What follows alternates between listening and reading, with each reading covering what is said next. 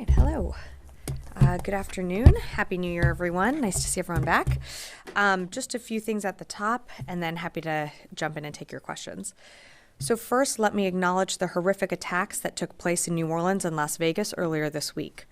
On behalf of the department, we are thinking of the families of those who were killed, those who were injured, and the people in New Orleans after the horrific attack there that occurred on New Year's Day. Additionally, we're tracking the explosion of a Cybertruck outside the Trump Hotel in Las Vegas. Secretary Austin has been closely monitoring both situations and has actively engaged in providing updates to the President and Homeland Security leaders as needed. To date, no DoD support has been requested in response to either incident in either New Orleans or Las Vegas. On January 1st, the Louisiana National Guard was activated to provide support to the New Orleans Office of Homeland Security and Emergency Preparedness. For additional information on this support, please reach out to the Louisiana National Guard. And we will continue to closely monitor these situations and stand ready to assist our interagency partners if needed. Looking ahead, throughout the month of January, the department will support our interagency partners for 3 high-profile national special security events. 500 National Guardsmen will play a key role in supporting the counting and certification of electoral votes on January 6th. The request for assistance, expected to be approved in the coming days, for the presidential inauguration activities includes 7,800 National Guardsmen supporting security operations. It also includes some Title X forces coming through U.S. Northcom to provide supplemental support to our interagency partners as needed. Additionally, the Joint Task Force National Capital Region will lead ceremonial honors for the state funeral of President Carter, ensuring a dignified tribute to the former president. For more information on each of these events, please contact the Department of Homeland Security or U.S. Secret Service, which is the lead partner agency for each of these events. And finally, on January 7th, Secretary Austin will travel to Ramstein, Germany for the 25th meeting of the Ukraine Defense Contact Group to reaffirm our enduring commitment to Ukraine. Together with defense ministers and military leaders from around the globe, Secretary Austin will focus on delivering practical and coordinated support that reinforces Ukraine's ability to defend itself today and deter aggression in the future. We'll have more details to share on the Secretary's official engagements at Ramstein in the coming days. But with that, I'm happy to take your questions. Tara, if you want to start us off. Yes, thanks, Sabrina. So on the New Orleans attack, you said that DoD is not working with law enforcement agencies right now, but what about making Army veteran Jabbar's personnel records completely available, any mental health records? Has there been any sort of indication that he was radicalized in any way during his military service? So that's something that the investigation is, of course, going to unearth. We're not the lead department for that. That would be the FBI. But of course, the FBI is going to, over the course of the investigation, comb through, how this individual did become radicalized. In terms of his personnel information while he was serving in the Army and as a reservist, I'd refer you to the Army. I believe they did release some of his medical personnel information. So, I don't have more than what they've already provided. Did release to the FBI, or how do they access those records? So Army CID is working with the FBI and local law enforcement for the Las Vegas event that occurred earlier this week, assisting with the investigation. But again, we're not the lead. But of course, Army is going to be providing medical records, any other assistance that we can or that's requested. We're going to, of course, support the investigations that are happening either by the FBI when it comes to the New Orleans event or with the Las Vegas incident. Okay, 2 more on the Las Vegas incident. Sure. CNN is reporting that Matthew Labelsberger may have been diagnosed with depression and may have sought treatment. Has DoD started to look through his medical records for any sort of indication of maybe a problem that wasn't treated? I can confirm that we have turned over meaning the department has turned over all medical records to local law enforcement. At this time, I just don't have more details to share. That being said, since you referenced it, when it comes to our service members in active duty, there are a number of different ways to seek mental health and mental health treatment. It can be through your chain of command. It can be through the chaplain on base. it can be through Military One Source. And we encourage that. We encourage our service members, if you need help, if you feel that you need to seek any type of mental health treatment or just to talk to someone, to seek the services that are available either on base or online. And just one last. Sure. Is the Secretary planning to file an appeal for Khalid Sheikh Mohammed's plea agreement before the end of the administration? Tara, I don't know if you're tracking the latest developments, if that's what you're referencing, but this morning a judge denied our motion to, yeah.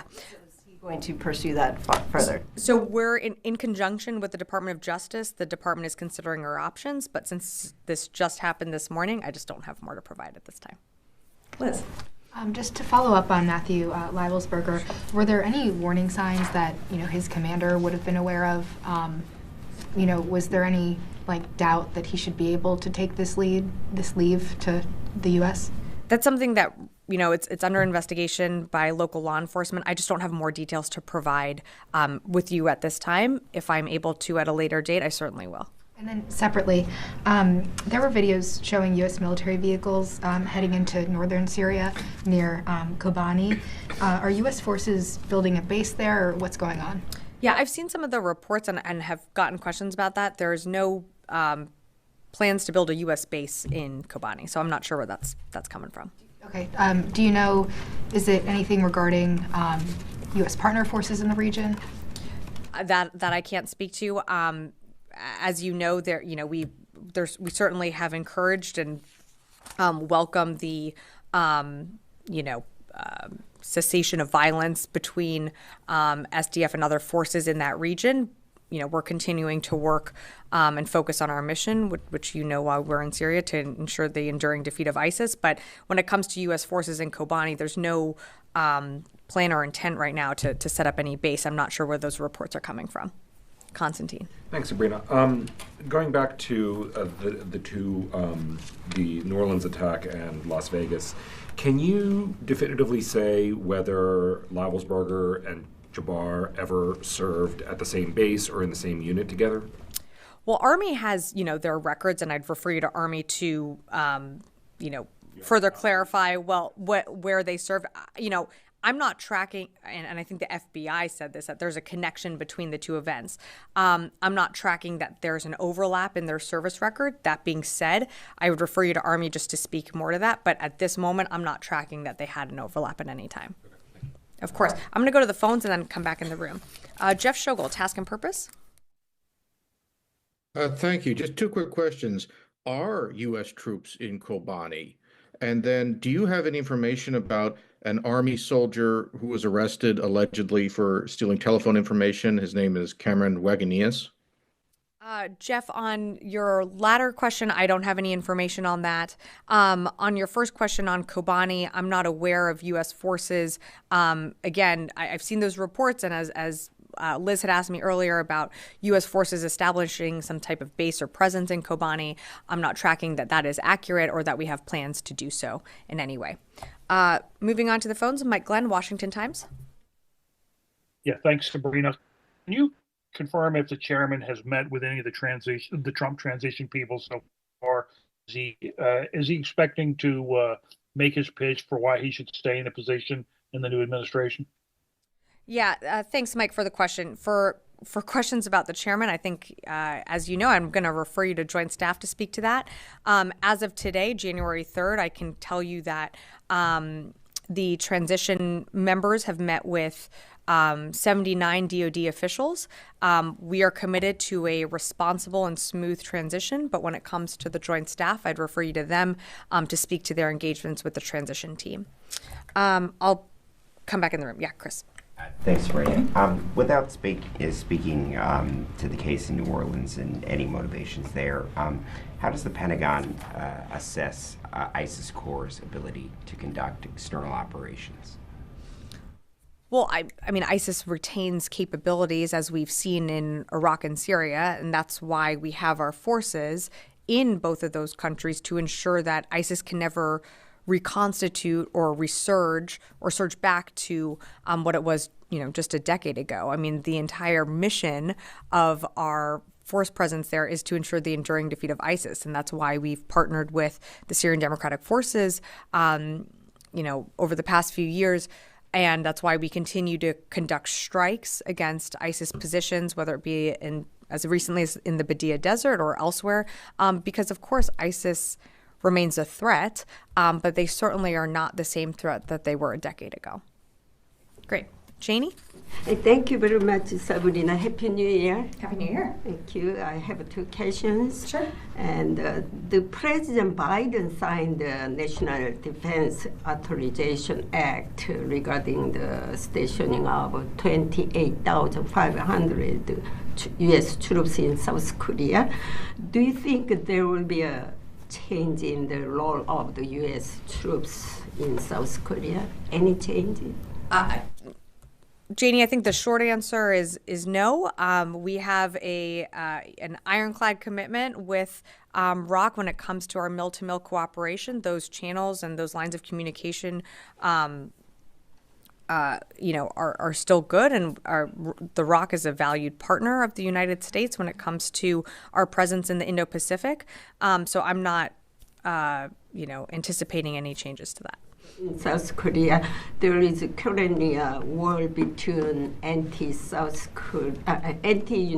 States, pro-Chinese forces, and the pro-U.S. anti-Chinese forces in South Korea. What impact do you think South Korea's security vacuum will have on the security of the Korean Peninsula and the Indo-Pacific?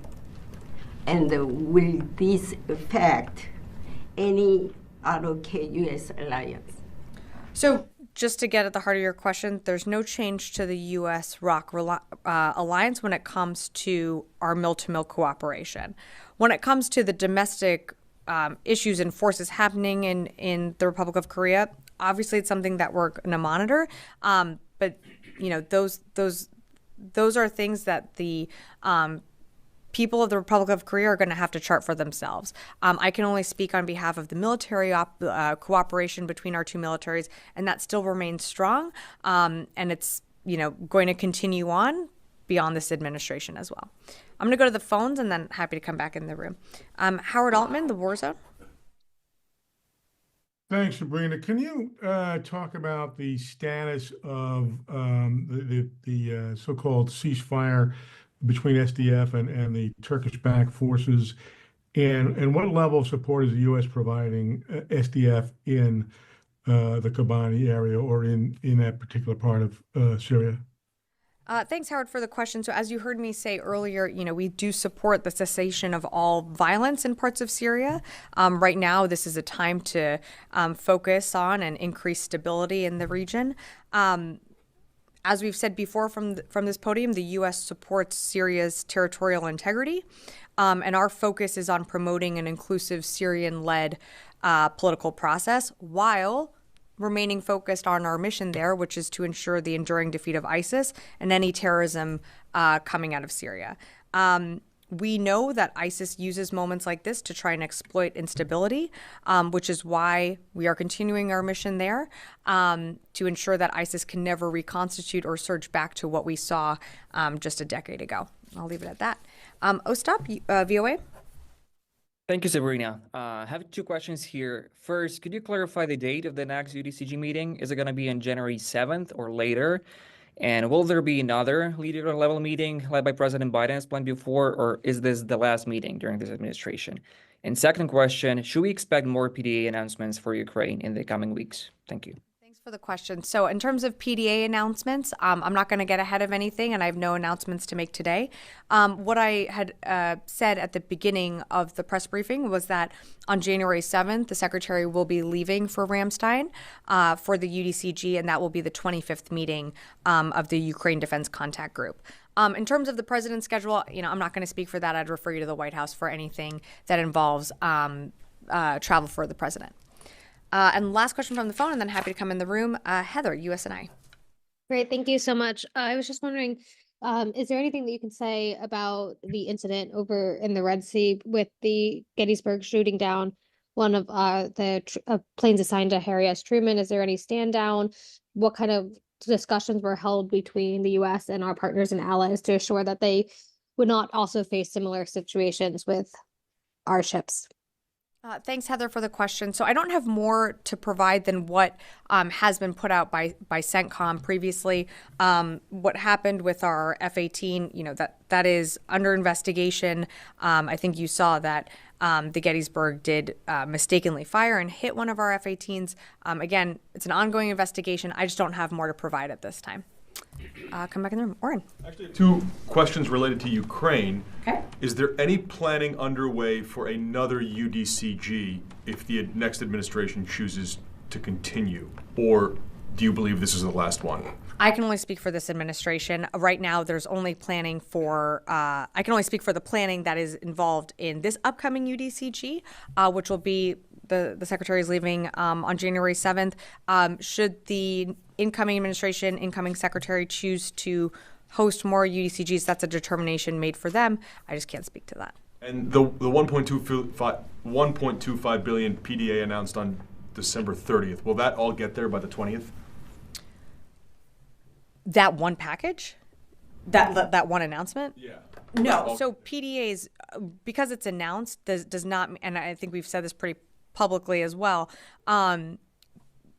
PDAs, as they get announced, capability and equipment flows off our shelves as it's available. So it is very likely that you are going to see more capabilities continue to flow to Ukraine post this administration. That's very normal. When PDAs get announced, we've had PDAs announced from November, December.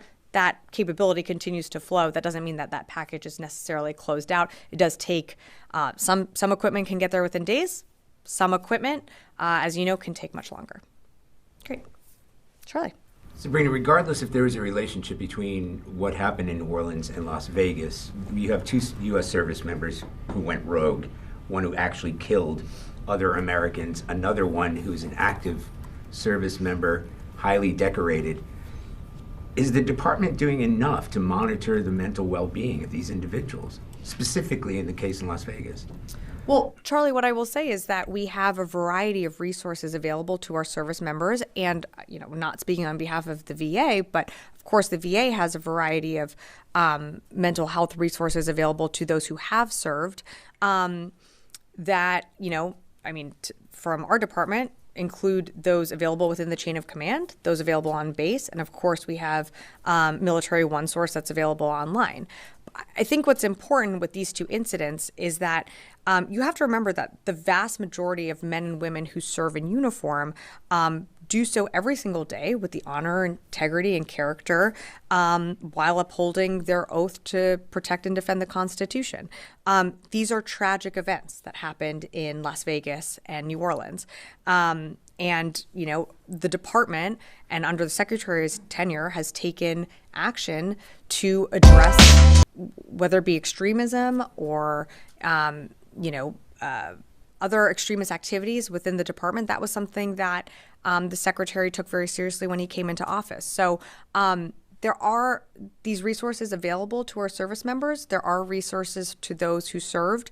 I think what's important to remember is that, again, the vast majority who serve in our military do so with honor and integrity every single day. Yes, in the back. Regarding to Gaza, last 24 hours there have been like 77 civilians have been killed and 45 have been injured because of the IDF strikes, even inside the safe zone inside Gaza. So that's come even after the letter that we sent by the Secretary Austin with Secretary Blinken, ask Israel to do more to prevent civilians there from any impact of these strikes. So do you have concerns about the civilians, casualties inside Gaza? And do you believe that Israel has to do more to prevent these civilians or avoid them from these strikes? Thank you. So nothing has changed in terms of our position on what we have said about the mitigation of civilian harm. The Secretary, in his calls with the previous Minister of Defense, Minister Gallant, to Minister Katz, always impresses upon and has impressed upon each of them that civilians need to be protected and moved out of the battle space. There have been far too many innocent civilians that have been killed. It's also important to remember that Hamas uses civilians and embeds in these civilian infrastructures that, puts people's lives at risk. But absolutely more needs to be done to protect innocent civilians. And you've seen such a concerted effort by this department and from others in this administration to get humanitarian aid into the people that need it most in Gaza. As you will all remember in this room, we set up a maritime corridor to inject aid into Gaza as quickly as possible. We're going to keep having those conversations for as long as we're in office with our Israeli counterparts to do more. But again, things could change tomorrow if Hamas also accepted the ceasefire deal that's in place that would end the violence that we're continuing to see in the region. Yeah, of course. Okay. All right. Short briefing. Thanks, everyone. Happy New Year.